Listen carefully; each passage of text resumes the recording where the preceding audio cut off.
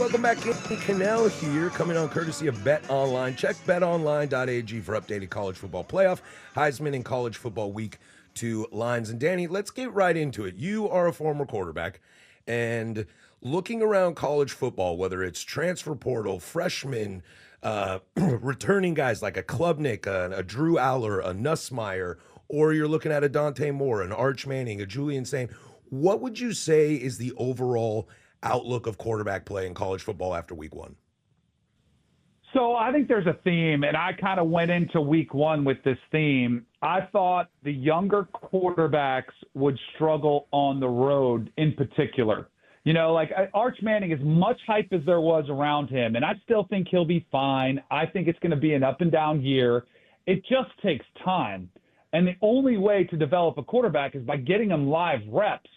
And so for young quarterbacks, C.J. Carr, who I actually thought played pretty well for Notre Dame on the road against Miami, but he did have a couple like young quarterback type mistakes.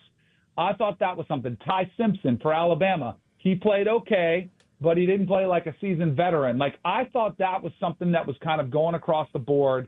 And then the other thing that I thought that you saw was even for the veteran quarterbacks, I still think offenses take more time than ever kind of to find their rhythm than ever before because no one hits in training camp. They don't have a preseason like the NFL. So the first time you're taking snaps under center for an entire offense with so many moving parts because of the transfer portal, it takes time to get your continuity together. So there was the unders last week were 83 and 61 against the number. So most of the games were way more lower scoring than even the odds makers thought. And I thought that was a direct result of offenses sort of sputtering early in games. I think you'll see dramatic improvement from week 1 and week 2. And then I think if you're a team that started with a lesser opponent, even those teams, some of them across the country struggled. And I think if you did have a strong performance against a lesser opponent, you've got to feel almost like you have a leg up, you know, going into week 2 against your schedule and against the rest of the season, just to try to get a step ahead of everybody else. Danny, I want to give you a chance here to honk your Florida State horn a little bit here. What coming out of that Florida State-Alabama game is more impressive / concerning? Impressive on the Florida State side or more concerned about how Alabama performed in that game? So I'm trying to make sure I'm not too much of a homer, you know, because I don't like I was really impressed with Florida State, and I was there covering the game with CBS Sports. And so going into the game, I'm thinking, and I would say a majority of Florida State fans felt, let's just keep this close. You know, at last season, 2-win season, worst season in Florida State's history that I can recall was let's not get embarrassed. Last year was so ugly. But there was sort of this optimism, but it's hard because you're optimistic because of the new pieces, but you just remember a 2-win season. So there's kind of like this gnawing feeling in your stomach, like, oh boy, I hope these coaches are right. And I think they were. Like, I think they hit on a lot of the portal additions they had at wide receiver, on the defensive side of the ball, and probably most importantly at quarterback, and Thomas Castellanos, who really looked to flourish in Gus Malzahn's system. And then after the game, my immediate reaction was, I still think Bama can be good. Like, I picked Bama to win the SEC. The same players are going to be there, but I do think this is one where Kalen DeBoer has to figure out who steps up from a leadership position because, you know, I was talking to Damian Harris, my colleague who played at Alabama, and he was over on the Bama sidelines around their bench. And he was telling me there's no life. There's no one yelling. There's nothing. There's just an emptiness. That is very uncharacteristic for any team, let alone Alabama. So they've got to figure out who their leaders are going to be. But I still think Kalen DeBoer, like, you don't forget how to coach football. I still think he'll figure things out. They have a much-needed, easier game. Like I mentioned, you know, it was a hard environment to play in. Now they have Troy. I would expect them to slowly improve. And I'll say let this one play out before you're ready to just throw in the towel on Alabama. I still think they're a pretty good football team. Yeah, we saw LSU go into Clemson and kind of pull off a win, but an ugly win. The SEC's always been really top-heavy and I think takes a lot of flack for being kind of not great at the bottom. Are other conferences starting to catch up to the SEC? Do you have any worries about where the SEC is, seeing LSU kind of struggle to beat a very good Clemson team, but Alabama also lay a dud?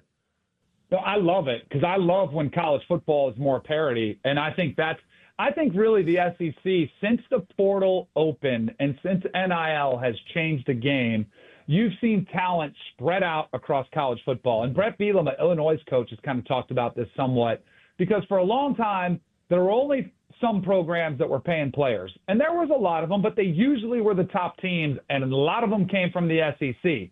And I think it drove coaches nuts because they were trying to do the things the right way, and they were still coming close, but it's like, man, we don't want to get in trouble. Well, they figured out how to do it in the SEC, and it worked, and it helped propel them to the top of the college football world. So not only has I think the gap has closed between the SEC and the Big Ten, probably more specifically, I still think there's a pretty significant talent gap in the ACC and Big 12, top to bottom.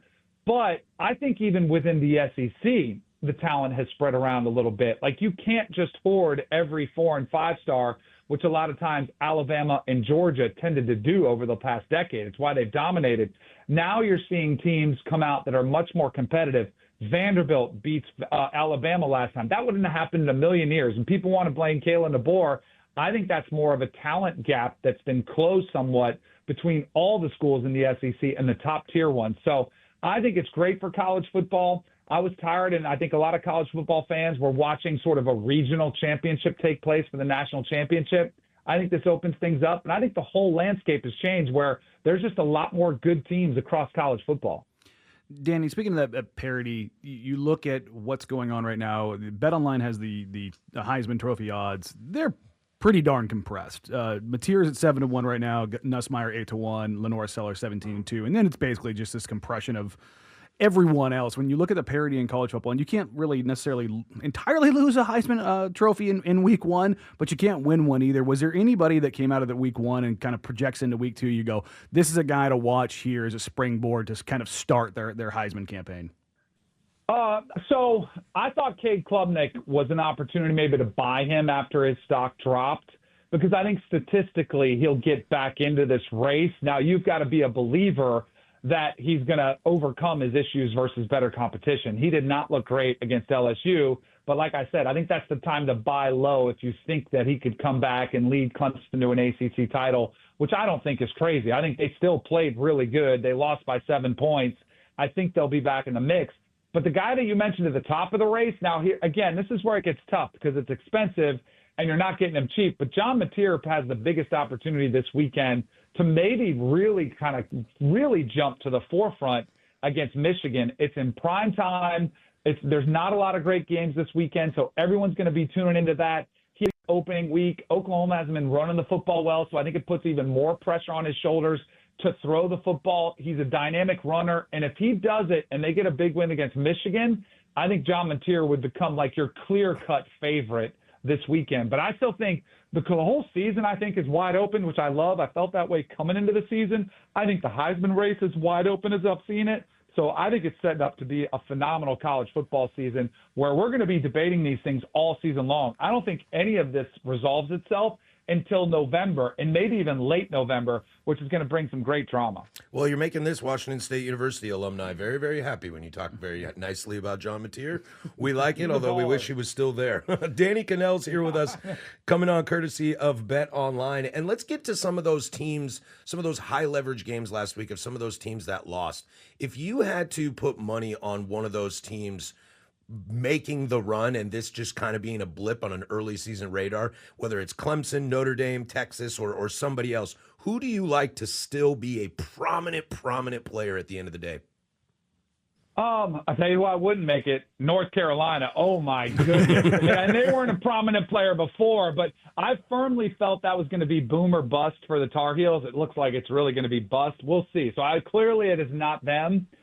So Notre Dame has an opportunity, clearly, to play themselves back into it. But they have a bye week this week, and then they have Texas A&M at home, which feels like a must-win game because two things. One, it's very, very light. They don't have a great strength of schedule. And then more importantly, they don't have the buyout of getting a conference win. You know, they don't have a conference championship. So really, I think their margin for error is super slim. I think they almost have to run the table because if they lose to Texas A&M, you start asking, all right, you're 10-2, but who's your best win? It's probably Boise, who already lost.